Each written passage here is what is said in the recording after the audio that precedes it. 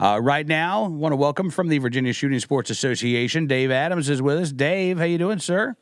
I'm great, Cam. Thanks for having me on. Yeah, it's good talking with you. So, a couple of things, actually, I want to talk with you about. First of all, yesterday in Richmond, we had a public hearing on Governor Terry McAuliffe's gun ban right in government buildings.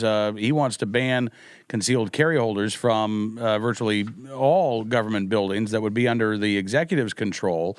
And I thought it was interesting to note, Dave, apparently the public comment, the letters that they've received here, the opposition to this move far outnumbers the support that Governor McAuliffe has received. And at the hearing yesterday, apparently the opponents of this executive action far outnumbered the supporters. None of that apparently will make a difference in the mind of the governor. Yeah, that appears to be the case. Nobody expected McAuliffe to change his mind. You would have hoped that the Department of General Services, which is responsible for doing the regulations, would take that into account because at the federal level, that does tend to make a difference. But it looks like, based on what the spokesperson for DGS said, that all of those comments that are coming out, I believe there's over 4,000, and the vast majority are against the regulation, are not going to make a great deal of difference. No. So, when you see moves like this, and Governor McAuliffe, with we've talked about this earlier in the year, Dave, kind of throwing the Attorney General Mark Herring under the bus, undoing the Attorney General's actions that rescinded right to carry reciprocity agreements, and the deal that was struck with Republicans there. Now all of a sudden, and I shouldn't say all of a sudden, because this move has been in the works for a couple of months now, but now once again, Governor McAuliffe going back and checking off the anti-gun box as he tries to continue his political career. Well, I think what we saw between the Herring issue and this one is that there was enough bipartisan support to override the Herring move. You had Democrats that were willing to vote for legislation. This is before McAuliffe got involved. There were enough Democrats willing to vote for legislation to overturn that move that he would have had his veto overridden had he vetoed that. So he, being the smart politician that McAuliffe is, decided that he would come up with this agreement with Republican leadership that made it look like he got something too, whereas there was not enough Democratic support to override his emergency regulation, his executive order that he did last fall. And I think that's the difference between what we're seeing with the reciprocity issue and this issue. Talking again with Dave Adams of the Virginia Shooting Sports Association. So the other thing we've got going on, Dave, we have off-year elections in the state of Virginia, but we do have a mayor's race in Richmond this year.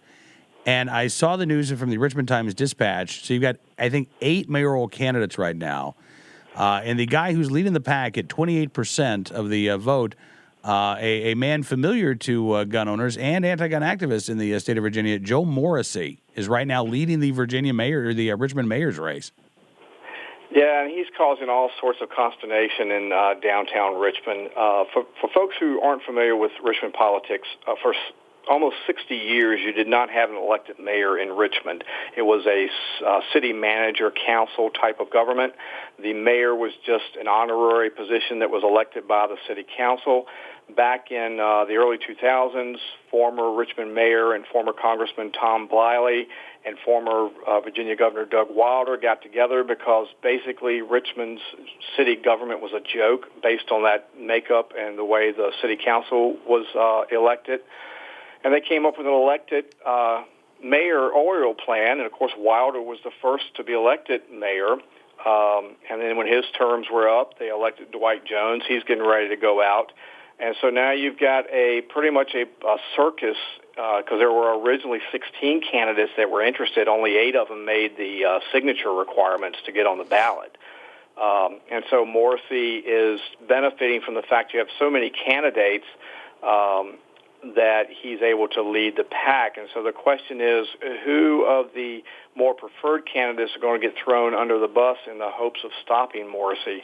Add to that, there is what can only be referred to as a mini electoral college that's concocted for this election.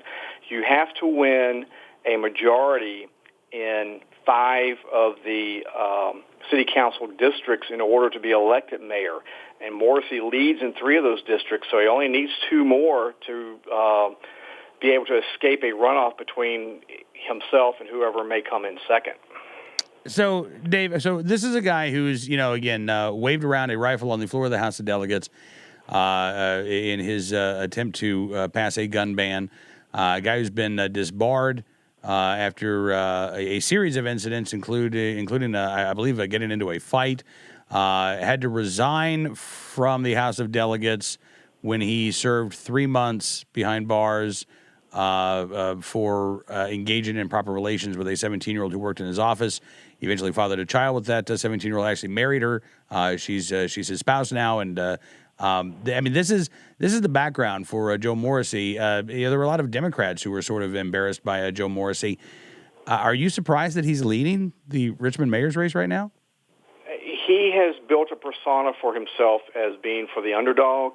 And when you look at the demographics of the city of Richmond, and you've got a large percentage of the population that is poor, and you've got a large portion of the population that there's no male role model in the household, single-family households, that he's able to. He's been elected in a black majority district to represent in the House of Delegates, so he's able to bridge a lot of those areas that some other candidates may not be able to. So in a way, having followed him for years here in the Richmond area, I'm not that surprised that he's leading. I'm disappointed, obviously, but I am not surprised at all. Okay, so what powers does the mayor have? I can imagine if Joe Morrissey becomes mayor, obviously Mayors Against Illegal Guns now gets a very outspoken representative that they'll be saddled with. But how much power and authority? How difficult could an anti-gun mayor make life for gun owners in Richmond? Well, he can hire a police chief that's not gun-friendly. In the past, for the most part, police chiefs in Richmond have, been silent on that issue. They don't make that a big, they don't make a big to-do about that, like they do in some other major large cities.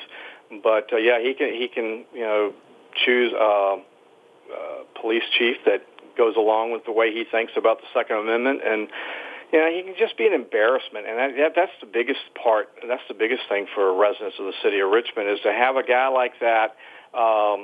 And it will hurt the residents because, businesses may not want to relocate here because of his checkered past and that kind of thing. I know, Dave, in the last elections in the state of Virginia, Michael Bloomberg spent quite a bit of money trying to flip that state Senate and make it an anti-gun body. He was not successful in doing so. In part because one of the races that he was targeting, it involved it. So you had part of Richmond. You also had some of the suburbs and exurbs, including Powhatan, Virginia, where there was a huge pro-gun turnout. And ultimately the anti-gun candidate was defeated there. The Bloomberg-backed candidate was defeated. Now we're just talking about, the city of Richmond, right? So you don't necessarily have those pro-gun suburbs and pro-gun exurbs that'll be voting in this race. Is there... To the best of your knowledge, is there a pro-gun candidate who's running for mayor? Not that I'm aware of. There are the city, the way it's divided up. You've got the West End and South Richmond, which are where the white populations are, and the other districts are where your minority populations. And actually, blacks are now a plurality in the city. They're not an outright majority. They're a plurality now. With the influx of the Hispanic population. But those districts that tend to be more white tend to vote overwhelmingly. But if you start splitting votes between candidates, and this can happen in the black majority districts too, it's easy for him to get in. And so he's actually doing, there was one candidate that did not get on the ballot. He was from Occupy Democrats type of activists from a couple years ago. He's actually trying to get that person on the ballot because he missed by 7 signatures on getting on the ballot to help split the vote even more so he can get in. Uh-huh. All right. Well, listen, Dave, I appreciate you joining us on the program. That's never a dull moment here in the state of Virginia. Oh my gosh, this particular election especially. I mean, it's just sitting back watching it as an observer because I live in Chesterfield County, so it doesn't affect me overtly. But sitting there watching it, it's definitely, if you're into politics, it's definitely one that's on your radar just because of all of the different characters involved. In fact, there's a former member of Governor McAuliffe's staff who has raised far more money than any of the other candidates combined that's in the mix too. Oh, really? Yeah. Right. He's not polling very well. He's like in the middle of the pack, but he's raised almost over $500,000, I think. He's saving it. He's not using it right now. Some political pundits from various universities that do that type of thing have suggested that if he wants to try to make a move, he needs to do it now because Morrissey could get things locked up if he keeps going as he is. Listen, Dave, thank you as always for coming on the program. We'll be watching this mayor's race as well as all of the other races out there. And, as we get ever closer to Election Day, I know that you're encouraging Virginia gun owners to get out there and volunteer and be involved in this election process, no matter where you live. Absolutely, be a gun voter. This is the year to be a gun voter. That's what every gun owner should be voting. That's the issue you should be voting on. And we all know that Hillary Clinton is not the person who's going to protect our Second Amendment rights. And there's only one other person that can be elected president, and that's Donald Trump. So if you want to protect your Second Amendment rights, you need to go out and do everything you can to make sure Hillary Clinton does not get elected. David Adams with the Virginia Shooting Sports Association. Thank you so much, sir. Look forward to doing this again soon.